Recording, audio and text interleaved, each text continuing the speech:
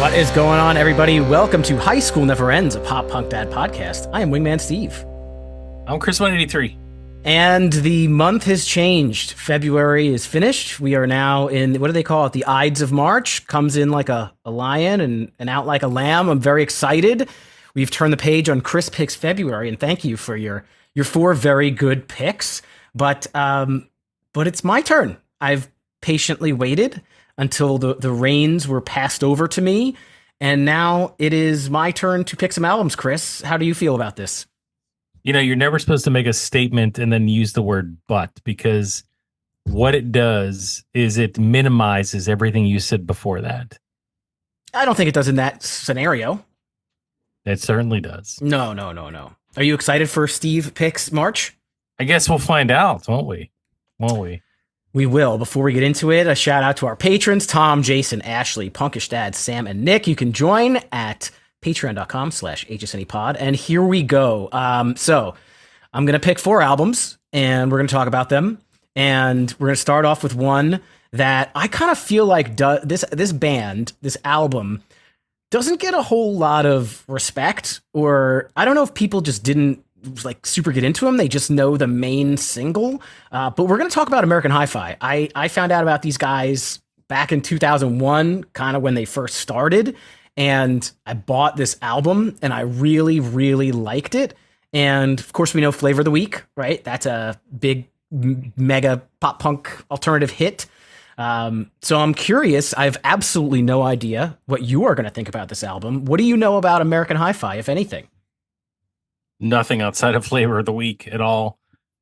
However, I'm always excited to delve into bands like this, always, because I don't know what I'm getting into. I listen to no other songs other than Flavor of the Week. So in my mind, for all those years, I have no idea. It's like unlocking something new with this exercise, Steve. So, you know, I was really looking forward to seeing what else they had in store. And I'll tell you what, I was somewhat surprised. Oh, okay. I'm curious which way that's going to lean. I guess we'll get to it, but I'm surprised that you haven't heard any of that they had a handful of other songs. They had so Another Perfect Day was another single off this record, but I don't remember hearing that on the radio or really seeing it at MTV. But I do remember the song The Art of Losing off of their next album, and I definitely remember the song The Geeks Get the Girls off the album after that. None of those ring a bell or anything? I would probably have to listen to those. If we're talking about subsequent albums, no. But nothing else on this album rang a bell when I listened to it at all. Not one. Okay, well, that's cool. So you got a total fresh start. I wouldn't say like that American Hi-Fi is like my favorite band or one of my favorite bands, but it was one of those ones that I've always wanted to talk about. And you know, it's hard to see where they fit. You know, they come out in 2001. A lot of their music is very rocky. Some of the songs, like Flavor of the Week, kind of go into pop punk. So I don't know what you would necessarily call them. One big hit, a couple other hits. So I just, you know, it didn't really fit anywhere else. And this was my opportunity. So I'm kicking it off with self-titled American Hi-Fi. Are they a one-hit wonder? You know, I guess it depends on, I'd have to look at the charts. I would say that most people would say yes, but I personally know, like, I definitely knew several other songs after this album. You did, but you're very close to. First of all, I think that okay. So here's what it is: when you convince yourself that you like a band, let's say you buy an album and whatever it is that strikes you, regardless of what the popular opinion is, you've convinced yourself you like them. So then you find other songs that potentially you think are amazing. And then you hear later albums. And even if there is something on the radio or something that you hear outside of just on your own record player or CD player, or however you're listening to your music, it makes it sound even better because it's something that you enjoy or you recognize. I don't know if that would disqualify something as a one-hit wonder, because I think in my mind, the definition of a one-hit wonder is more of a mainstream appeal. Do they only have one song that hit mainstream appeal? And I think that, look, here's the thing. Like I listen to a lot of this music. I only knew Flavor of the Week because I never bought this album. I didn't really follow them. I don't know. I feel like that might be the reason why that in my mind they're a one hit wonder. I bet 7 out of 10 people would agree. I'm not saying that's bad or good. I'm not talking bad about this band.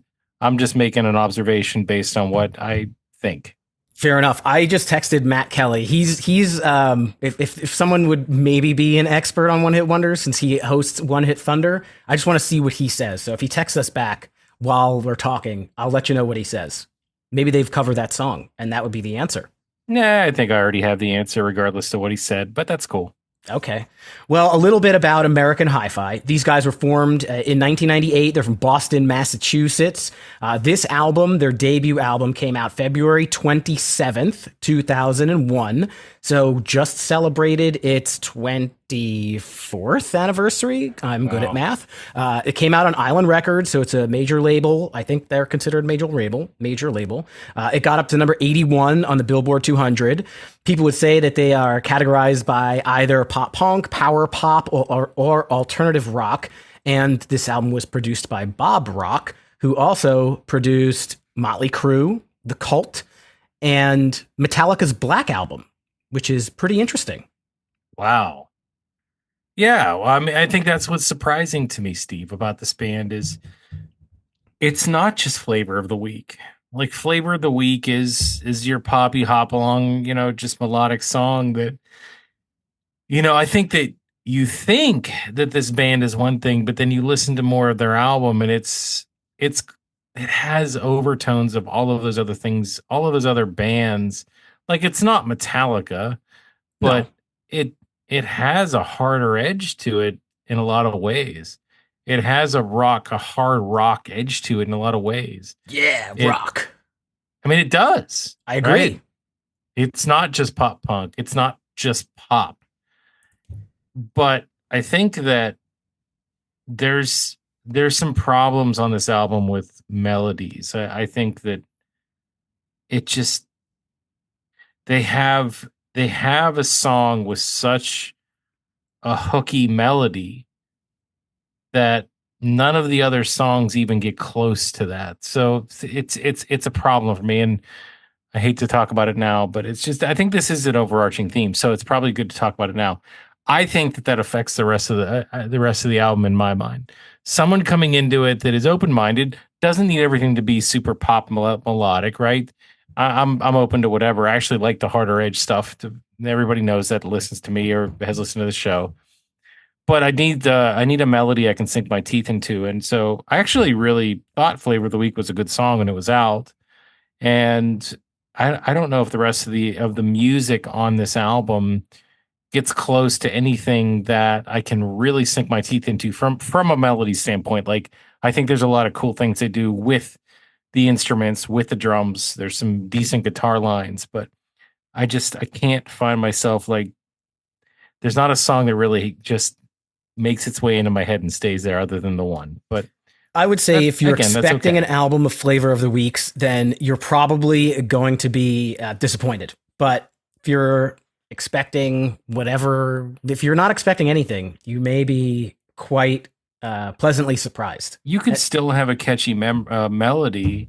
You can still have something like that and it not be Flavor of the Week. You can still make melodies that are memorable.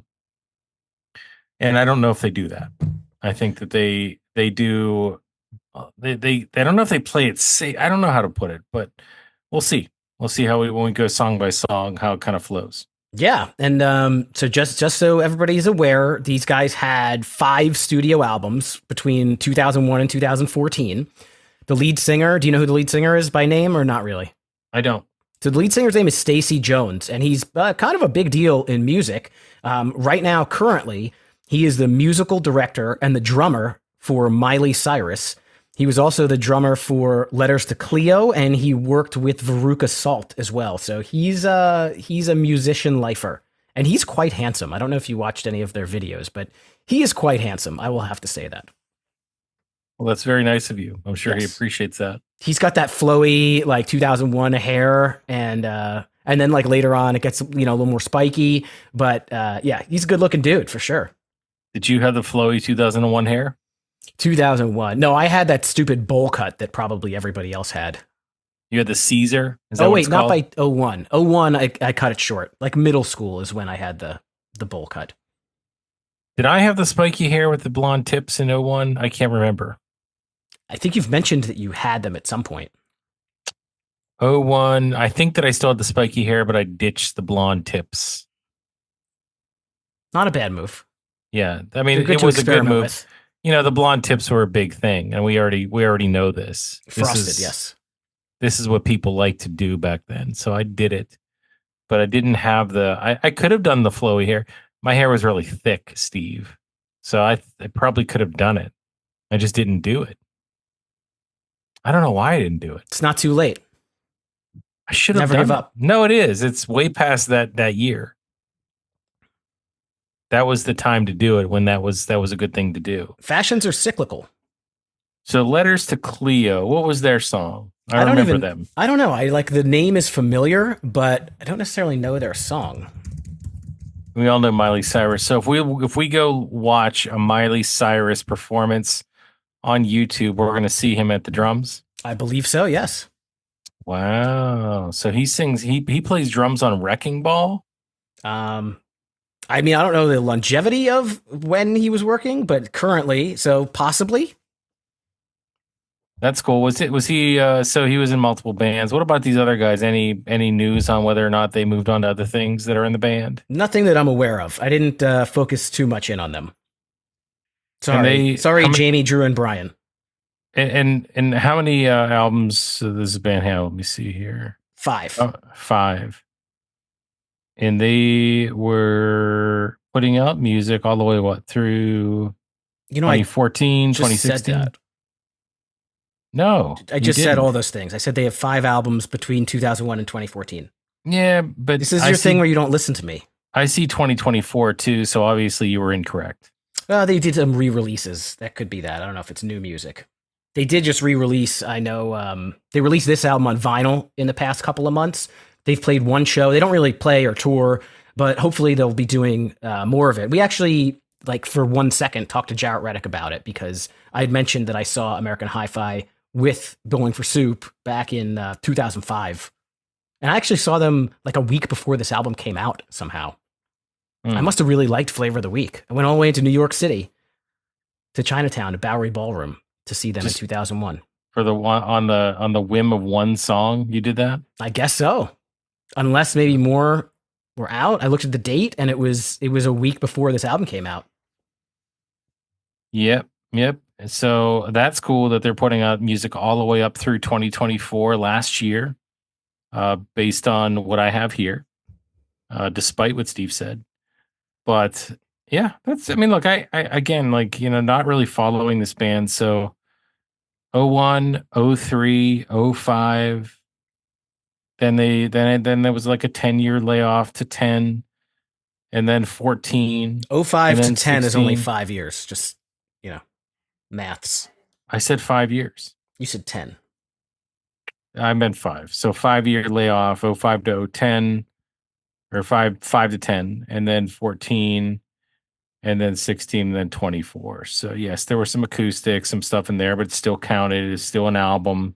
I remember when the acoustic version of this album came out, I was very excited to listen to it. Yeah, I bet. I mean, it would be cool to hear that one song acoustic. I don't know about anything else, but yeah. So I mean, they stuck with it. I didn't stick with them though. So it's kind of where we're at. All right. Yeah. Last thing before we get into the song by song, I would just say that karaokeing the Flavor of the Week didn't work out for me. I feel like Stacey's voice is very raspy. It's very unique. It's very raspy, but it's very on key. So it's kind of hard to imitate. So I would not recommend karaokeing this unless you're better than me.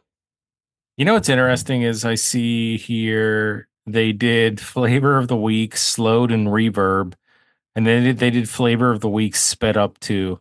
I didn't listen to those. I might want to listen to them. Did you listen to those?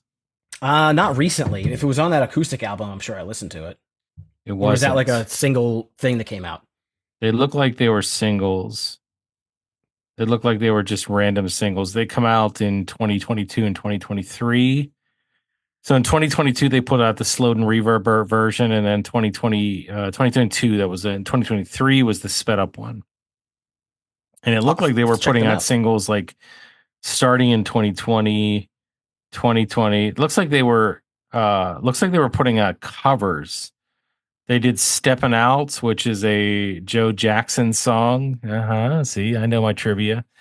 Our House, I guess that's what. Who sings that? Our house in the middle of a street. I don't Oh, I know. forget. I knew it at one point in time. Is that Men at Work? I can't think of it. Could be. 2020, they also put out another Nail in My Heart. I wonder, is this all one CD or one tape? It looks like it's not. Nah, it looks like it is. They put out one album in 2020. It looked like it was a couple covers. So that's pretty cool, right? And they did a Christmas album. They did a bunch of stuff. These guys are active. I wish they That's were more cool. active. I would like to see them again. Actually, And one you time know, I went to see them, I actually left the concert because I realized that I needed to be 21 to get in, and I wasn't. So I had to leave. That was oh, unfortunate. yeah. I mean, you were already in the concert though, right? It was at a college, so I was like on the campus, but then to get into the show itself, you had to be 21, so I had to bail. Oh, you could not get in. Yeah, I couldn't get in. So It the was like other a thing that campus invasion, MTV. I will mention is they were on several movie soundtracks, but it was the same movie chain of movies, which actually the one that wasn't, but American Pie 2, American What Pie song was that? 2. Why is it American Pie 2 twice? That's weird. Uh, Vertigo. I don't know that one. It might have been special for the soundtrack. And then what's weird is it's weird how Spotify has this because they have American Pie 2, music from the motion picture in '01, but then there's another American Pie 2 soundtrack. It's the same thing. It's demo. It's just weird how but then they also were on the American Wedding soundtrack as well. And they did The Art of Losing. Do you That's know that that. one? Yeah, that one's pretty like punk anthemy. I'll listen to that again. And then they were on Freaky Friday in 2003 with Jamie Lee Curtis and Lindsay Lohan. Is that Freaky Friday, I think? It And on this sounds right. one, Sure. yeah, it's Lindsay Lohan. She actually has a song on here. They did. Where's American Hi-Fi? Oh, The Art of Losing again. So it's The Art of Losing again. That one was popular. See, They were also on Party Rock Anthems. It's crazy. They were on a bunch of stuff. Okay, these guys are around. they were I didn't around. know that. Didn't know it. Just didn't know. Now you do. You ready to get into this album? Yes. All right. I'll kick it off with Surround, first song, little feedback to kind of kick things off into like a pretty sweet like rock vibe. Again, this is not like flavor of the week. So if you bought this record and you're like, everything is going to be like that, this is not it. Here you really hear Stacy's a great like alternative kind of rock vibe in his voice. The chorus, it's not overpowering, but I feel like it's very, very catchy. Post chorus, I think the second time they do a lot of good guitar solos on here. Overall, I think this song sets the table probably more for what the band is than Flavor of the Week does. And somewhat like Lit, I don't know, I find it to be very digestible kind of alt hard rock. Do you agree? I don't know. I mean, I guess it's digestible, but it's kind of like if you like broccoli, but you don't necessarily like to eat raw broccoli, and it just like you find a way to eat it because you kind of like it. You love it if it's cooked, But if it's raw, it's like you just kind of have to figure out a way to get through it. But the taste is still there. So it's not all bad. I don't know about this one. I think it's a fine tune. It's mid tempo pop music in my mind. But it didn't pique a ton of interest for me. I think the guitar was cool enough. There was some decent riffs in the song, but I didn't think the melody. I didn't think the melody was catchy at all. I thought it was kind of just bland and forgettable. So for me, like I wasn't look and again, I didn't need it to be flavor of the week every single time. I just wanted something I could really just say, yeah, all right, I get into this. Like I can get into this. And I could not get into this one, You need to let the sound surround you, man. I guess. I guess. Well, that was really it there. The flavor of the week, the next song. So look, I mean, Did you it always is know it it's was weak, WEAK? Because not everybody knows that. probably not, but why is it? Why is that the case? Well, I think it's a double meaning. This person, the protagonist, he's treating his girls poorly, his relationships poorly, and so the girl could be looked at as the flavor of the week, but she's the flavor of the week, WEAK, because the guy, because he's such a POS, he's weak. So she's the That's flavor of the week.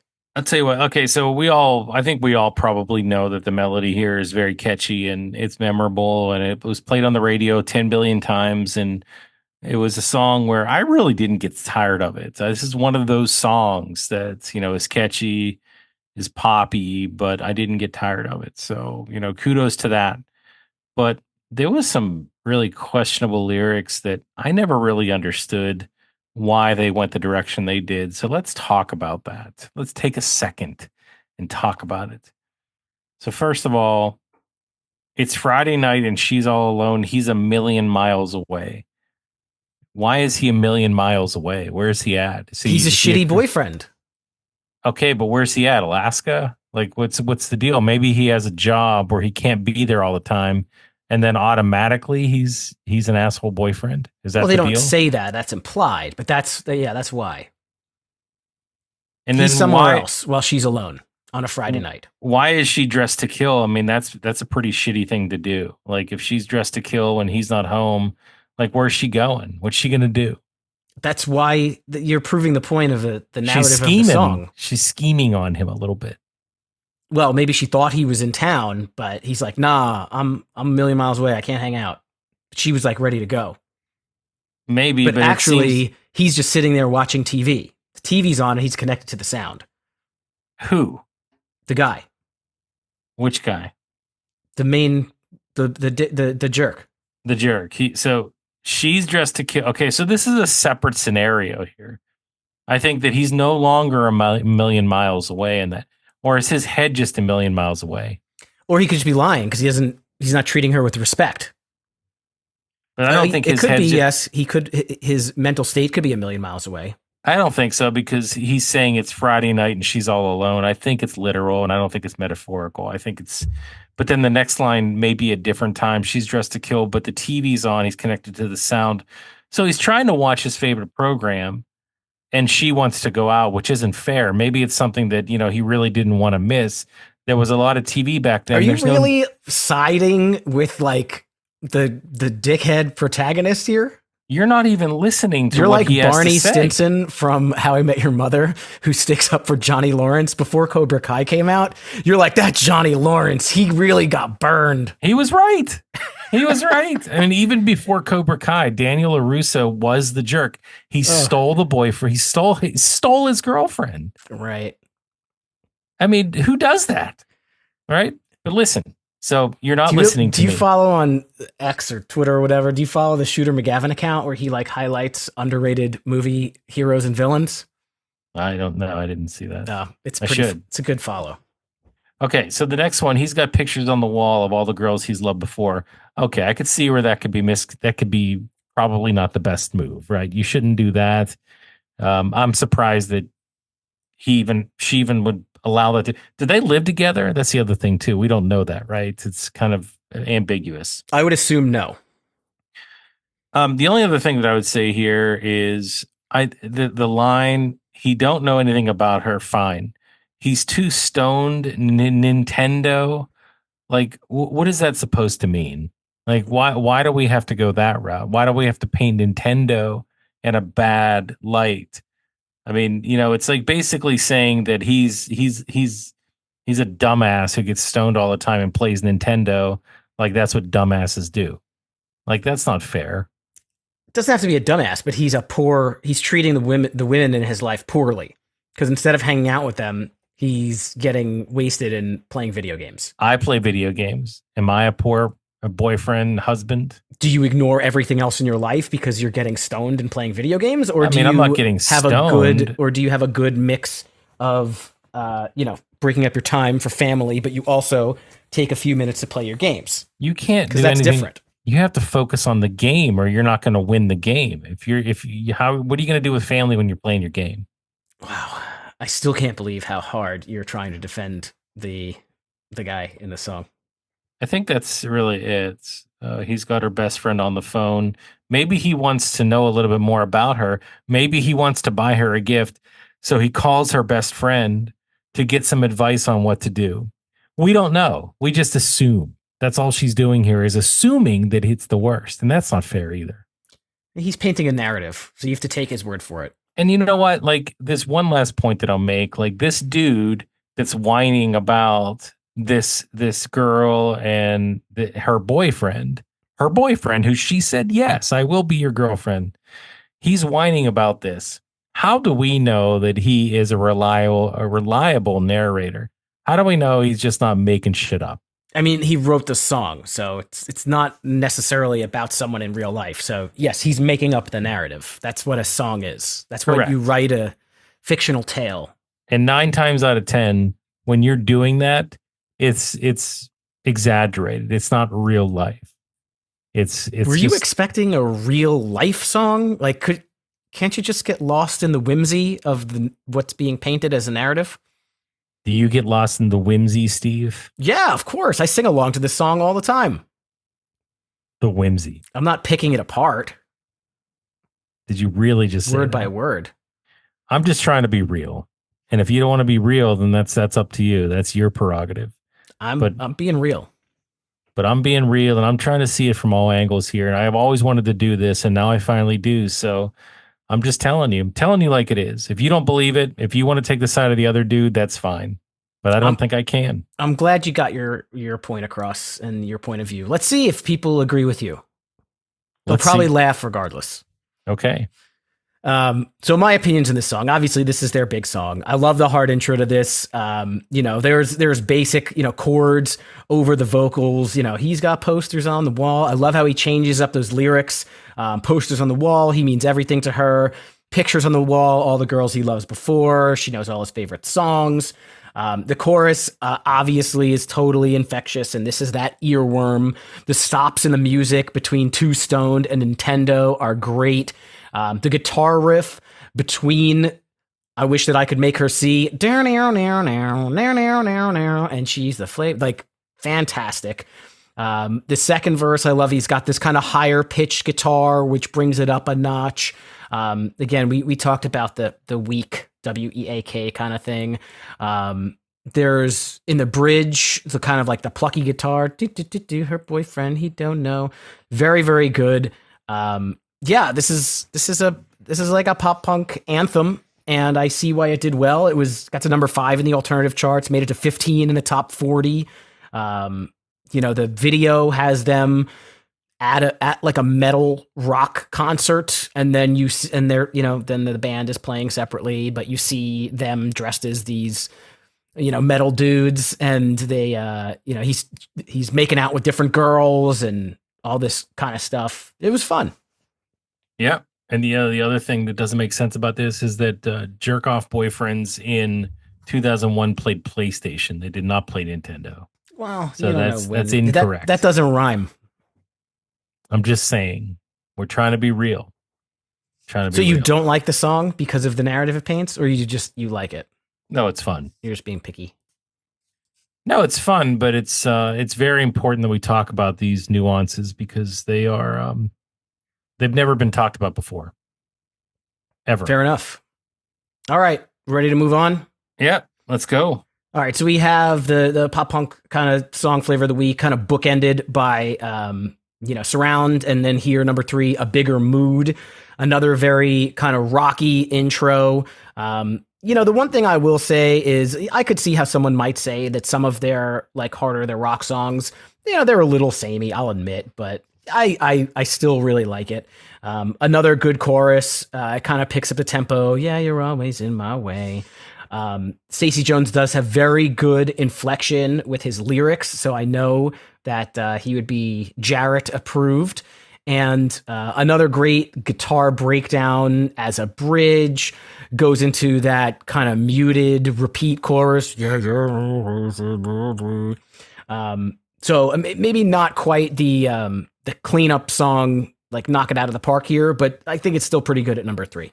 Yeah, I think we ride the momentum into a bigger mood here with this song. I don't you don't get flavor of the week part two for sure. Like this does go in a different direction, and you get more of that darker side of this of what this band is, more of that grindy guitar sound. You get more of that gravelly voice that Yeah. that we get out of the lead singer here. So I do think there's a great melody on this one though. So even though I said like couldn't pick out a ton of them, this is one that actually did have it. And I do think that, there's some really cool effects on the vocals in the latter stages of the song itself.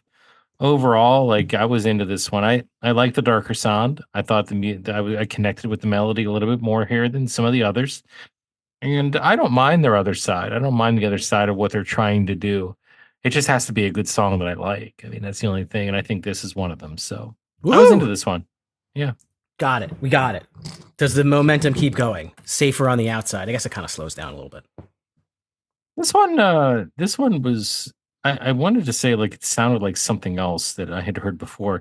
And I think it might have been maybe like a Sum 41-ish type of sound, maybe like a slower song off of Chuck or something to that effect. Maybe it was the way he sounded, maybe it was just the guitar. I'm not sure, but I got those vibes, and I was a big fan of that for sure. So the whisper verse, the contrast against that, not bad, right? It there was something about the song that really held me back from really saying it was great or giving it a star or calling it out as one of my favorites. But I think they do some decent things here. It just maybe wasn't enough. Steve? Yeah, this one you mentioned. First off, anytime I'm listening to something that I don't know and I say that it sounds like something else, and you comment yes or no, I just love hearing those comments from you because you don't usually come off with those. Like this sounds like some 41 or something like that. So that's It cool because just I didn't. did.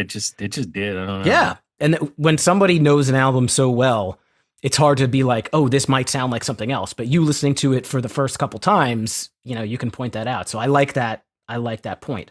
Um, this song starts off pretty slow, dark, plodding. You called it whispery, but the chorus brings it up and kind of explodes.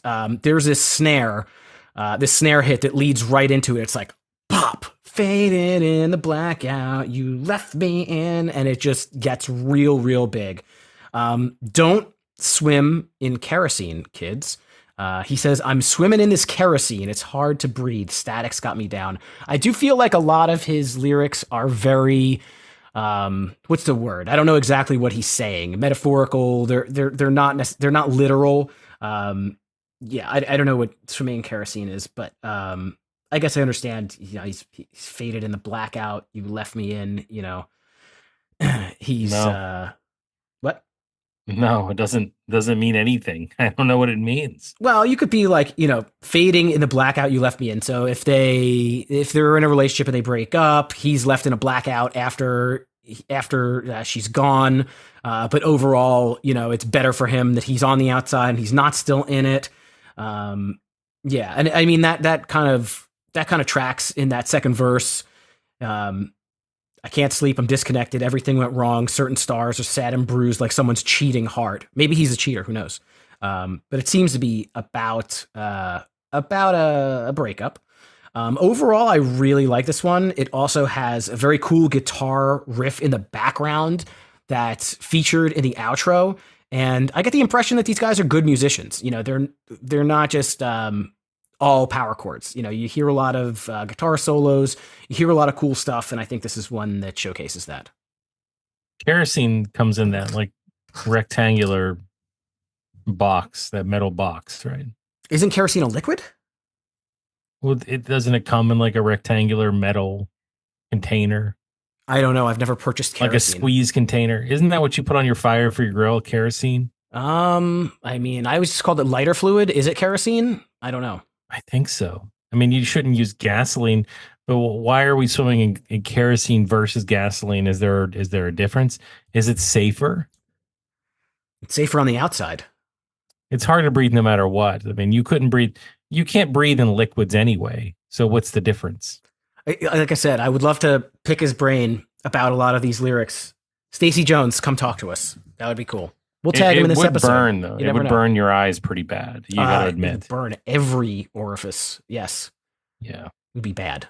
Yeah. Don't do that. There's not enough of it either. We're gonna save that for grills and cookouts. Yeah. All right. Well, I am not a fool, but the next song is called "I Am a Fool," and this one I would say, like, if you're expecting flavor of the weeks, this might be one that you may enjoy. I will go on record and say, if I was like record label guy, I would have recommended this be the second single. You had a big hit with Flavor of the Week, which has a punkier edge. This one is poppy. It's fun. It kicks off with this awesome high pitched guitar lick and some falsetto. To tonight. That's my impression. I like this album, so I gotta throw it in there. I love this chorus. I feel like this song is 100% earworm, and this is the opposite of Flavor of the Week. This is the super sweet sentiment. I don't want to make you hurt. I don't want to make you feel like the world ain't on your side, like you're never going to get it right. I can't fight. I can't sleep at night just thinking about you, girl. I'm a fool for you. Like I am head over heels. So this is maybe the guy from Flavor of the Week grew up, learned what a piece of shit he was, found out I'm a piece of shit, but people can changes, and now he writes, I'm a fool. There's also another killer guitar solo in this one. Then there's that classic, toned down bridge. Then I saw you at the beach talking with my friends. The build up, and I don't know if you'll like the clap or not, but the build up and this drum clap before the final two choruses is just really, really good. I will say one thing, I'll admit, I wasn't like today years old or anything like that, but I listened to this a lot in 2001, and I'm going to add this to funny, misinterpreted lyrics. There's a line where he goes, I just asked you out to the forum to see No Doubt. And I probably didn't realize it until the acoustic album came out. I always thought he was saying, I just asked you out to the pharmacy, No Doubt. And it didn't make sense, but I still sang it because Forum to See No Doubt does kind of meld together. I don't know who goes on a date to the pharmacy, but that's what I heard, and that's what I went with. So I'm wondering if you are a fan of this song like I am. I wish I could go back in time and tell you back then, like, hey man, that's not the words at all. To the pharmacy, no doubt. I would have told you, like, just listen, just listen. Just That's look at the not it. lyric book. Yeah. Let's see here. So, yeah, I could see what you're saying about the part two to Flavor of the Week. I don't see what you're saying about this being an infectious melody. I think it's fine. It is a melody. It's feel good pop rock. It's Yeah. the perfect 2001 pining after a girl rock song. Like that's what it is, right? When I say perfect, I mean what you expect to hear at that point in time. That's what they made here. And I don't think it's as infectious as Flavor of the Week. I don't think it has the same type of charm. I think that it melds in with other songs like this of the time, and it maybe doesn't do it quite as good. So even though this is what people want at the time, and they didn't care as much about how melodic or how infectious, like I think that they take basically anything they can get that sounds like this. Um, it's fine. It's upbeat. It has it's guitar heavy love rock is what I Yeah. said. So and none of that's putting it down, but not my cup of tea for sure. Like something about the sameness of it just just kind of drove me away. And lyric wise, I don't know. I was going to bring up the No Doubt thing. I don't think anybody talks like this. No one ever says that I'm a fool for you. Like, seriously. Like, who says that? It's a song. I'm a fool for you. You I can say that. no. Shakespeare would say that. No, he wouldn't. Yeah, that's Shakespearean right there. No. He doesn't say that stuff. No one does. And that's almost too sappy for me. So whatever, right? Not going to put it down because it is what it is. It plays its part. It's the perfect song for the perfect 2001 fan of a genre that loves this kind of music, and I'll leave it at that. All right, well, I will let you kick this off, but I will just say that the transition between these two songs is awesome. So you can get into Hi-Fi Killer. Well, it's almost titular, but it's not. Right? It's almost. Bandular. You think about it, like, American Hi-Fi Killer. I know they were dying to be able to use that in a song because they like that. And by the way, I think American Hi-Fi is a cool name for a band. I don't know. I kind of like it. And I don't think we even talked about it, but I actually really like the way that this album cover looks. It's very simplistic, but the It's a black and cassette tape, white, right? it Yeah. works great. Yeah, I think it's a great looking album. So, um think it's once again it's the same old song on the radio song. So this is another one of those songs that you're going to hear on the radio in 2001. Basically the same old thing that you hear over and over again. So it's a fine track. It's a little bit more on the harder edge of the vocal stylings, which is this is decent to me. Um, but I'm thinking to myself, like, what is this band's identity? What do they want to be? What do they want to sound like? Is it the metal? Is it hard rock? Is it a mixture? Is it none? Is it pop punk? Do they even care? I don't know. They probably don't I care. I almost feel like they would have been better off with maybe a set identity. I don't know. I don't know if they do all this stuff great. That's what I'm saying. Like, they have some cool things. They do some really, really unique, drum lines and some really, really cool sounding effects, whether it be on guitars or vocals. Some great melodies, but not enough of them. I just feel like maybe if they would have picked one way, one identity, maybe it would have been a different story for me. But anyway, this was what it was, and I probably don't have much more to say. So, Hi-Fi Well, Killer. lot of different views. And going back to a question that you had before, apparently Miley Cyrus's band shares two members with American Hi-Fi. Wow, So there's look at one other that. person that's in the band as well. I She don't was know a who big it fan. is. She was a big fan. Yeah, they've got a good relationship. Hi-Fi Killer. All right, so yeah, the transition between I'm a Fool and Hi-Fi Killer is awesome. It just kicks right in. Just another solid rock song. There's a very simple chord progression. The chorus is pretty good. The guitars that like fade in and out with the drums, kind of going hard.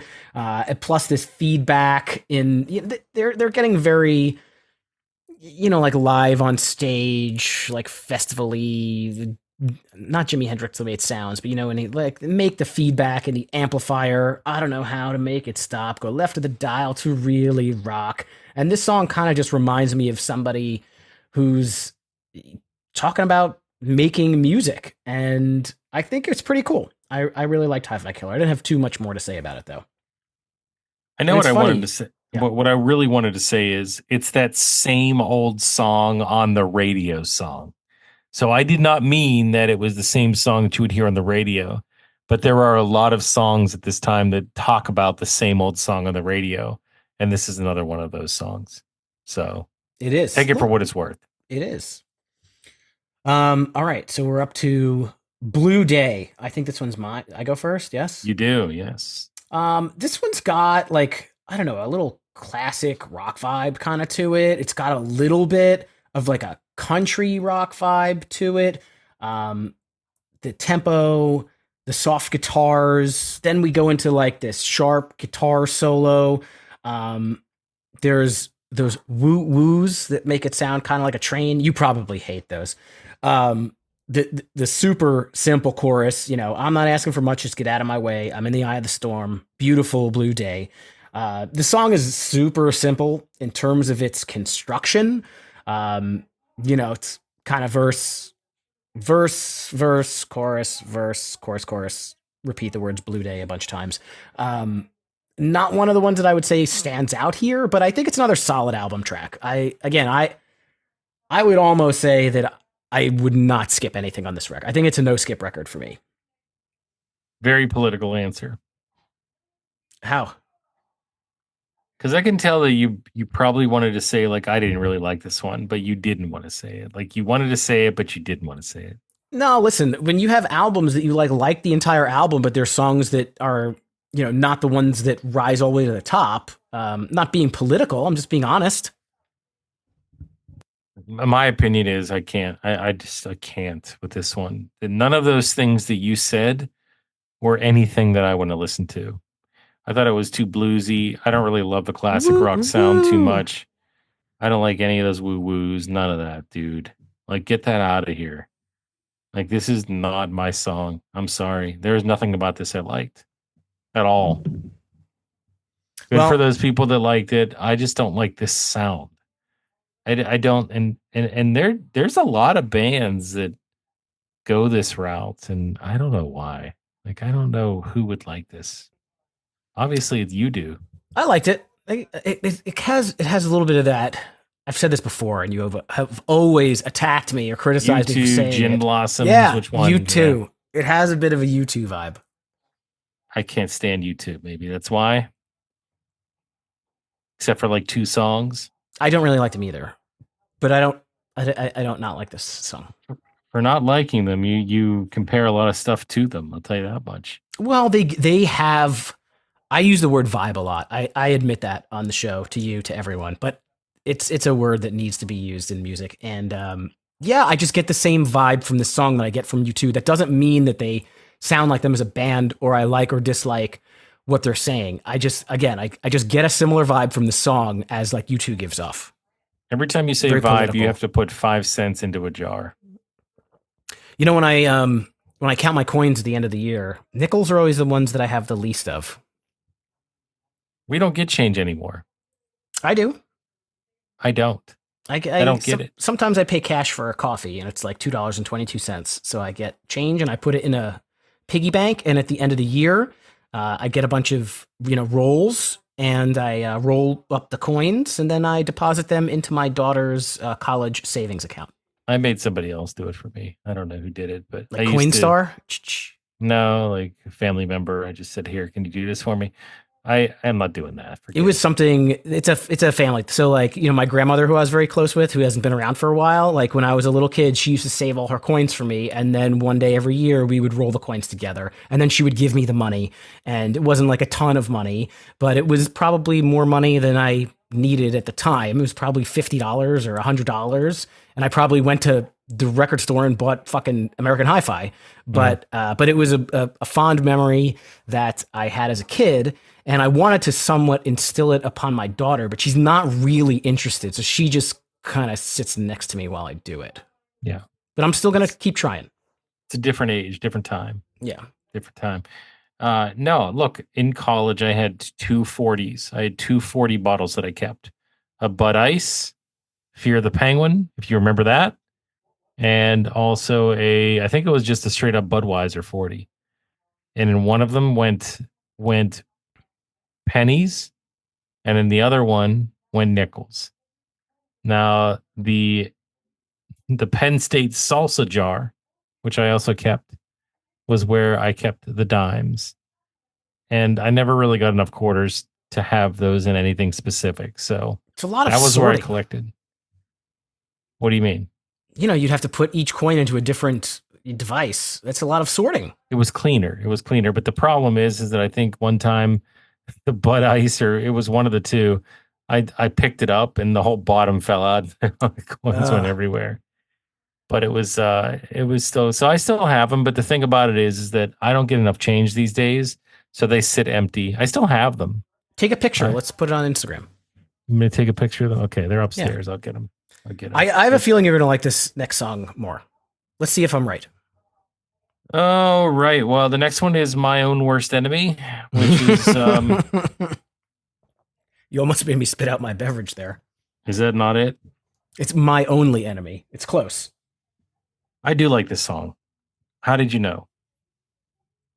I know This you. sounds like, We've had 268 episodes already. yeah, I knew you before that too. I think That too.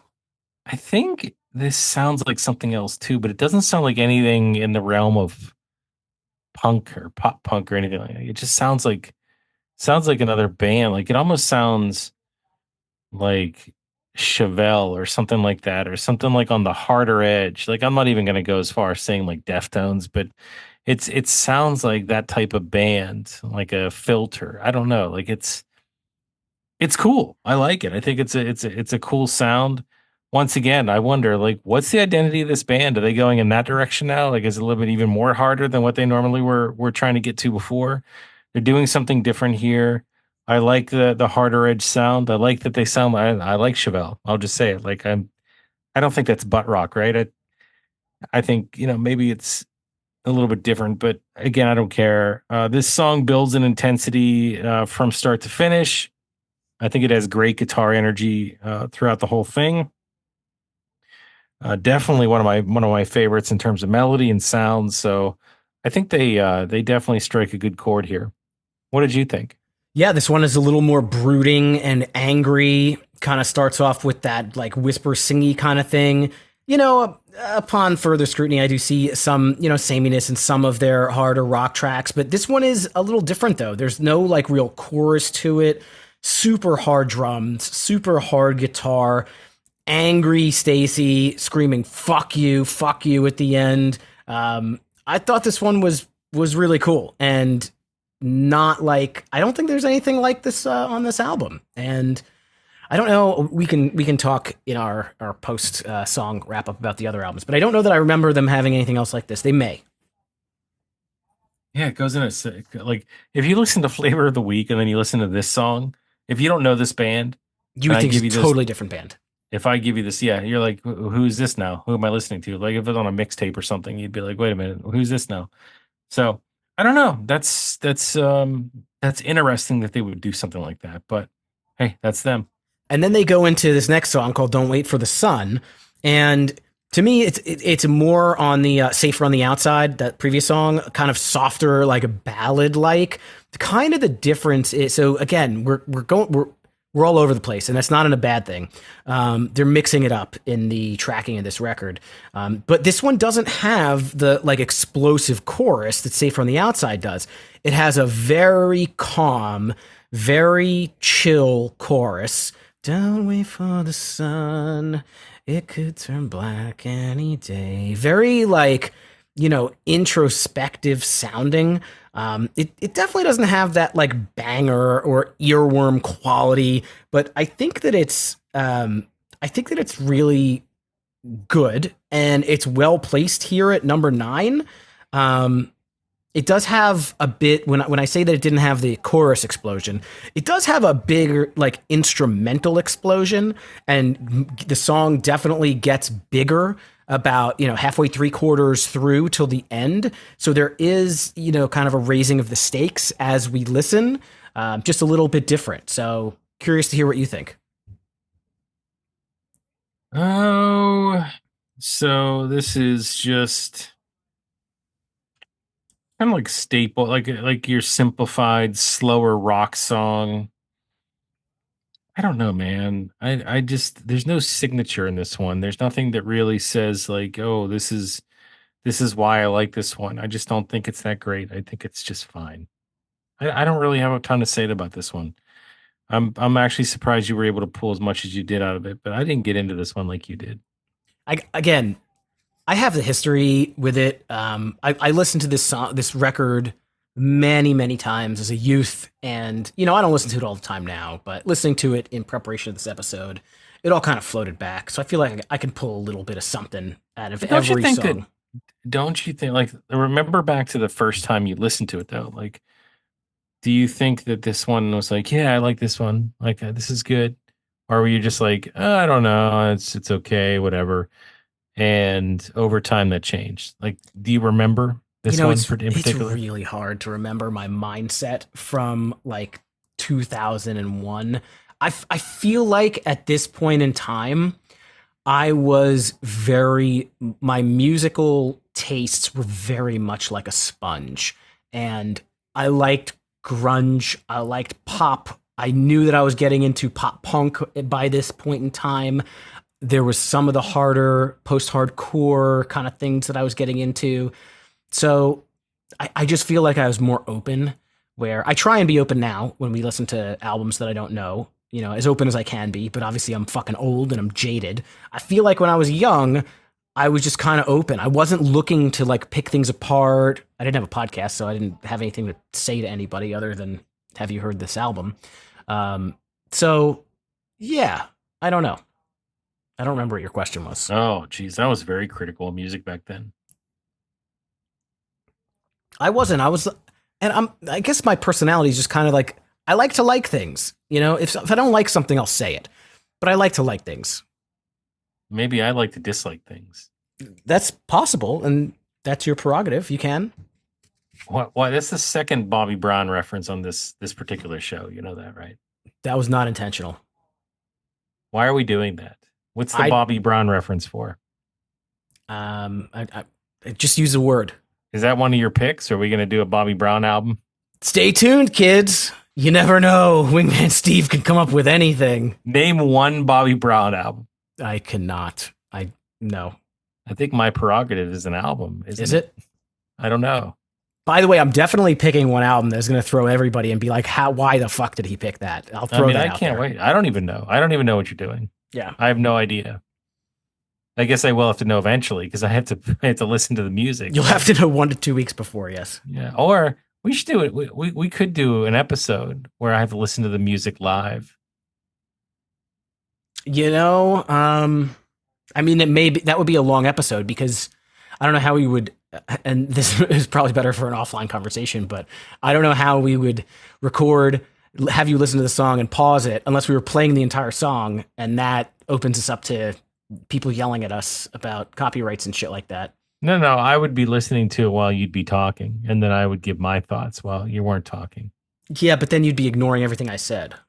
I do that anyway. I know, but that would like guarantee that you heard nothing I said. And okay. I would have to speak for however long each song is. I like this idea. Let's put this in our pocket, not in a Ziploc bag, and we will think about how we can do something like that. Well, you got to listen to know what he's talking about, ladies and gentlemen. You got to listen.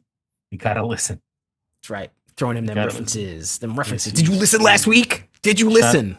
Shout out to AJ. He's my man. AJ Popoff responded to us. He did. He responded immediately. He responded to several comments too.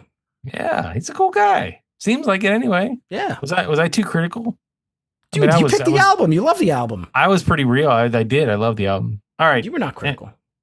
Another perfect day. Maybe he appreciates the critical nature of our analysis, but another perfect day. Bro, I couldn't get into this one either. It's forgettable. It's just there. I probably like this one less than Don't Wait for the Sun.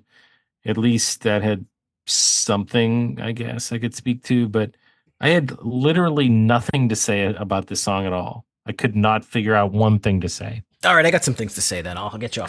Couldn't. So this was their second single, and this is part of the reason why I say I'm a Fool definitely should have been the second single if they wanted to keep building the momentum. Even if you didn't like it that much, I think that you would agree that it would have done much better on pop radio, rock radio than Another Perfect Day. But a lot of times back in the 90s, early 2000s, I feel like when single number 1 comes out, Flavor of the Week, the prerogative or the decisions by the record label is that they want to show a different look of the band. So instead of releasing another pop rocky anthem, they'll release something kind of slow and more rock like. And I kind of think maybe the trajectory, not that the trajectory of the band was bad because they had at least 3 singles after this album. But I feel like they could have got to another level if I'm a Fool was the second single. Anyways, about this song, it didn't do all that well, I don't think, as a single. I watched the video and I'll talk about that in a second, but it's kind of a mix between like the slow song and the upbeat. Like it starts off acoustic. The first chorus is acoustic.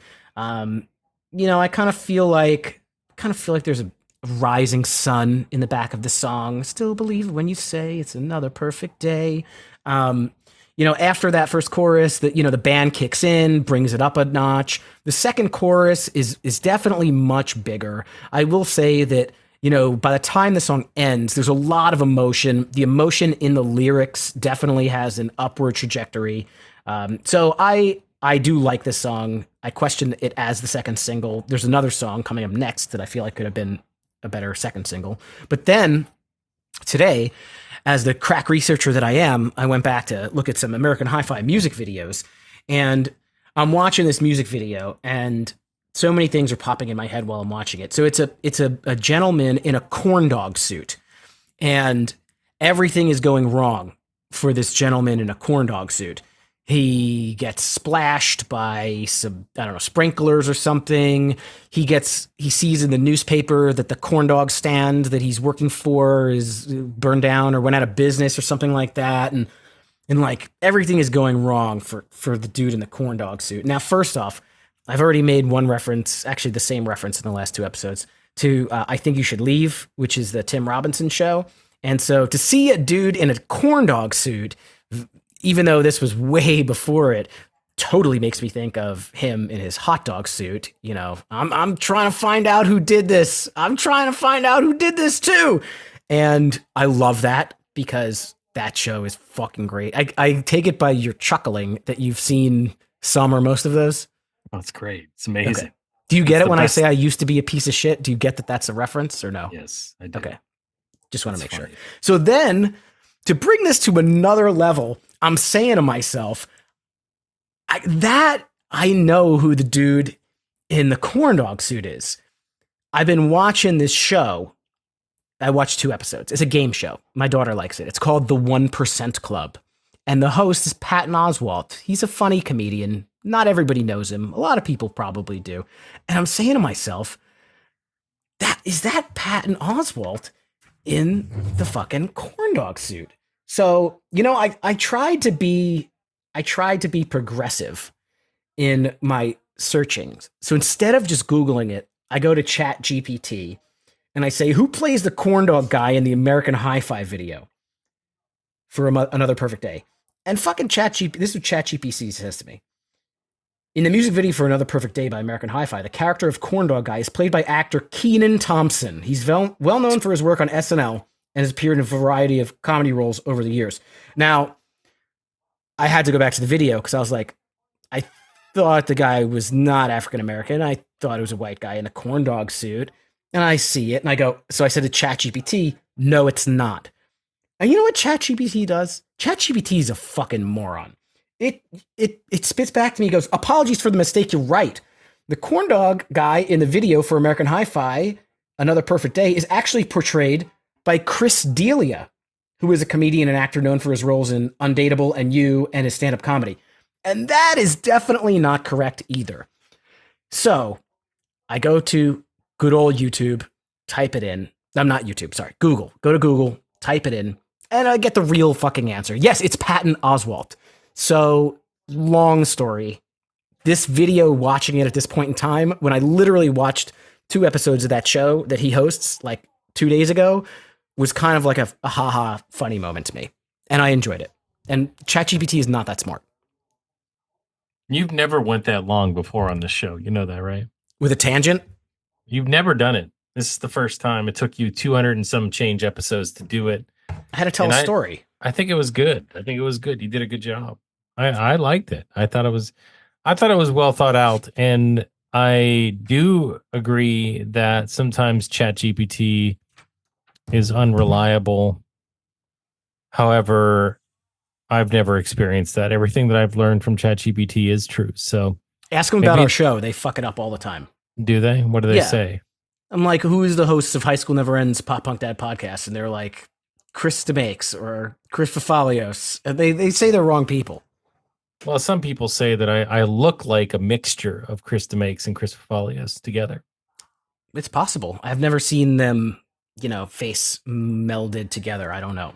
it would be me if you would see the two of them All made into right. one. Well, Yes. long tangent. So let's move on to the next song, and I'll kick this one off. This one's called Scar. It is not about a character from The Lion King. This one has a really cool drum solo in the intro. It's got a lot of energy, and I would say this is a better second single than the other one. This shows a harder rock song than not pop punky, but pop rocky for sure. Lots of energy. The lyrical delivery though is very even keeled. The guitars and the drums in the pre-chorus are really awesome. You'll break me if you can, and into a really really good chorus. I I have no idea what a frozen satellite has anything to do with anything, but I really, really like the chorus. There's another very cool guitar solo after the second chorus, and I wrote that overall the song has big song energy, so I liked it a lot. The one thing that stuck out to me here is the lyric, the "You'll break me if you can," and the way that that transitions into the chorus. I thought that sounded really good. That's where the song really kind of comes into its own, where the melody shifts and it gets to something where I connect with with the sound itself. So I think that was a definitive standout. The drums here too, during the chorus and pre-chorus, and even like a little bit afterwards, the intensity of the drums, I think, add a an amazing dynamic to the song itself. It's not overcomplicated. I think it's just just the drum beat, but it's loud. It's on a good at a good pace, and I really think that it gives it a little bit more depth. And back to that lyric about "You'll break me if you can." After the second one, or somewhere in that vicinity, it has this shift in the guitar, change the guitar of the chord of whatever it is that they do there. I love that change. So really cool stuff there with that pre-chorus arrangement. And then, to kind of wrap up the song, it has a nice final minute and some change with some really well done vocal layering and also sound layering too that comes off sounding great. So this one from front to back, I think it was a great track. So I was actually really happy with this one. Yeah, awesome. It's good when you have a kick-ass song towards the end of an album, number 11. But second to last, number 12. What about today? What? Why do you keep kicking? Why do you keep making me kick off the ones that I do not? I don't like What's this one. what's with today? We can switch. We've been doing the every other, but if you prefer to switch, I think you let me switch once last episode. That's okay. Yeah, this is. I'll just say what I want to say. It's kind of whatever. I don't like it. I could kind of see that. To me, so we'll get to wall sound, but when you listen to an album, if you get me through Scar, like I'm in good shape. You know, I do like wall of sound, but um, I remember like kind of liking the song. The chorus brings back that falsetto a little bit. Like it's good. It's got a good background lead guitar, but nothing too crazy or overly special. It has that kind of that high feeling in the chorus. Hearts are sinking blind, and then the silver, chrome, and steel. I don't know. It's okay. This is definitely not one of my favorites. I feel like here at number 12, it makes sense that it got stuck here. Not one of my favorites though. Yeah. Well, okay, so we agree on that. I finally got you to admit that you didn't love a song on this album. It's okay. I don't think I'd skip it. If I'm listening to this album, I'm going to listen to it. I mean, by this time, I mean you might as well. You're at the end, and then Wall of Sound kind of, basically wraps it up. Now, technically, I went first on this last one, so you can kick this one off, Steve. Yeah, I really like the guitar and the vibe of this song. The first verse has this kind of soft singing. The first time around, they kind of skip the chorus. They go right into the second verse after the pre-chorus. Fade, fade away into you. Kind of delaying like the big payoff where the chorus is. Once the chorus hits, it's very big. The chorus itself is not necessarily like long or complicated, but it's very powerful. The majority of the second half of the song is kind of just like instrumental rock out session and repeated chorus. And I think with a band like American Hi-Fi, ending your debut record with a long, musical track like Wall of Sound, just as a concept, like makes a lot of sense. So I did like how they capped it off. Yeah, I didn't mind this song either. I actually really got into this one, into the second half of the song, and I generally don't gravitate towards the instrumental like jam bandy stuff. It's not really jam bandy, but it was the instrumental emotional stuff. It's not really my thing as much, but I think I got into the guitar enough where that was where I finally said to myself, like, this isn't a bad track at all. I didn't love the lyrics or the lyrical melody too much. I thought it was kind of backgroundish to me. So, whatever. But the guitar line throughout the song, I liked it. I thought it definitely had an edge to it. And that send off at the end of the song had a lot of emotion. So cool stuff. Towards the end is where I really got into it and it got lost in the wall of sound. There it is. All right. Well, we got through American Hi-Fi, and it sounds like you somewhat enjoyed this record. So I'm excited about that. Somewhat, yeah, somewhat. I would have never ever listened to this in any other circumstance. So I'm actually glad that I got this one under my belt, and I could say that I listened to it full through and through. Awesome. All right. Well, that's it. Well, you realize I paused there because usually you sneak in a game, and I wanted to see if this was one of those times. No, it's when I pick the album, it's hard for me to have a game. I don't have a game. Not today. Oh my god, I can't believe it. This was your chance. This is your show. You can have a game. Okay. Well, that's okay because we can skip right to the next segment, which, ladies and gentlemen, is ranking it. Steve, this is where you're going to rank your top 3 songs from the album American Hi-Fi. And look, it's your pick. You go first. And in order from 3, 2, 1, why don't you go ahead and rank your top 3? Actually, you know what? I'll go first this time because this is your pick. So Okay. you get to have the last say in what the 3, 2, 1 is. And I gotta look at my notes one more time to make sure that I feel good about the pick here. Yep. Okay. I'm getting choked up here. Just can't figure it out. I don't know what happened there. All right. So Scar is going to be number 3. Easy. My Only Enemies number 2.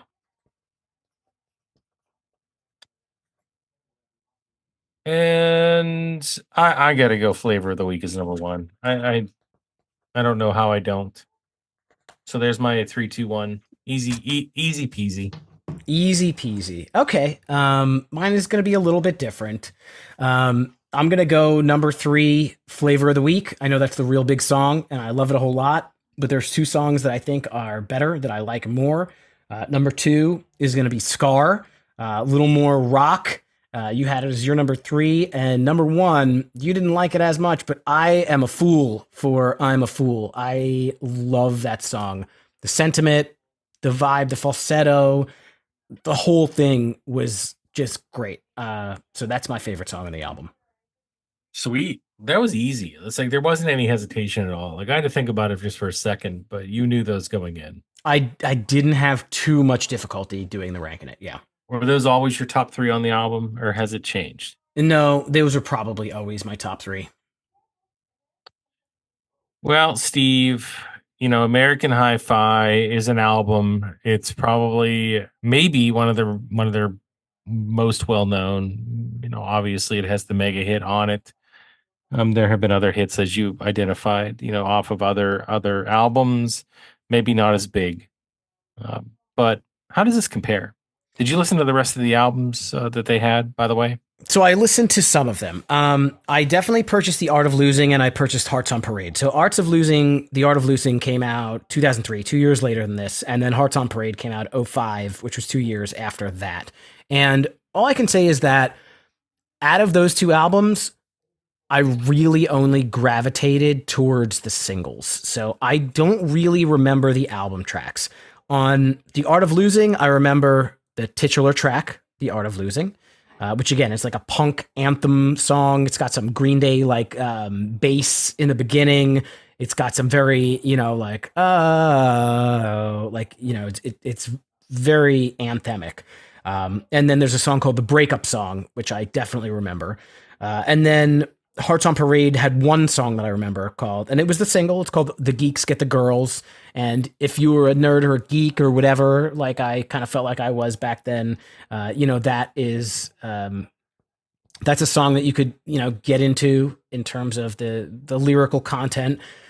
I would just say that like I never got into the full albums more than this one. And I did not listen to 2010's Fight the Frequency or 2014's Blood and Lemonade. I think at that point in time, I was kind of in a pause on listening to new music and, hadn't heard anything from these guys in so long that I didn't check them out. If I had more time to listen, I would probably check them out. But from what I've heard, I would say that this is the number one. This is the one to listen to.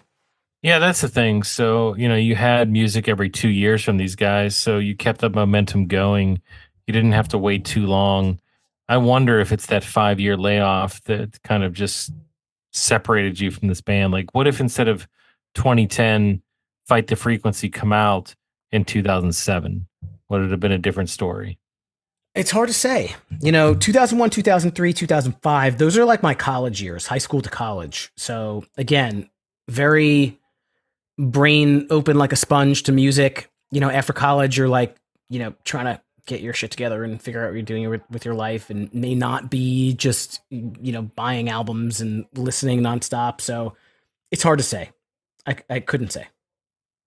I mean, but the year after college, you're still kind of there, right? You're still kind of hanging out. You're still kind of doing stuff. I mean, I know that you maybe get into your first job or whatever, but you're still young, right? You're still 21, probably 21, 22 when you graduate. Like, so I feel like you're not too far off that mindset. Like, did you really change that much from senior year of college to the year after? Did things change that much for you from a mental capacity? It's hard to remember. It may also be that, like I really like this album so much, and then the two albums after just had a couple songs that I liked. So maybe it was like, all right, maybe I don't need to listen to the next one. I could buy that then. I've been there. I did that with several bands where I just kind of drifted away for whatever reason. So I have not listened to any of these other albums. I've, like I said, haven't even listened to this one. So maybe I'll check out The Art of Losing. I definitely want to listen to the song that's on these soundtracks, and I really want to listen to some of these covers, and then the slowed down and sped up versions of Flavor of the Week. So I'm going to be doing some listening to American Hi-Fi over the next week or so to just check this stuff out. All right. Well, we got it through it. This was We fun. did. So are you satisfied with your first pick? That's the last question I have for you. Are you satisfied with this choice? Absolutely. It was an album that since we started the show, was one that I think I've wanted to talk about. Never got the chance, and here we are. I picked it. You did, and I guess the question is, Steve, what is next? All I will say is something very special is coming up next, so make sure to tune in next week.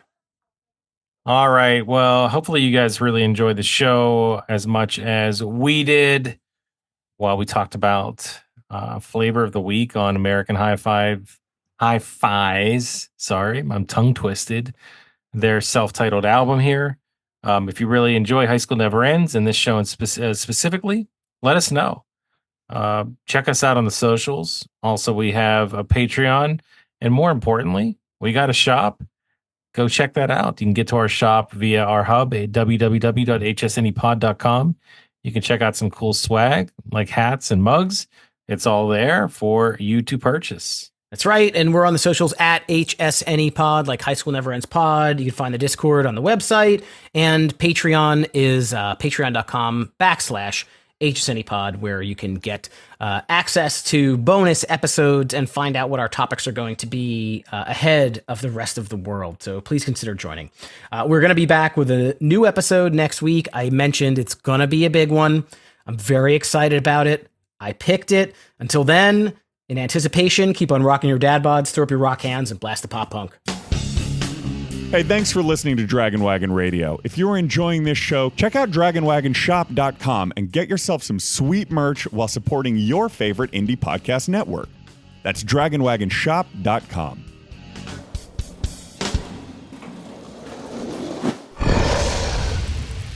It's Dragon Wagon.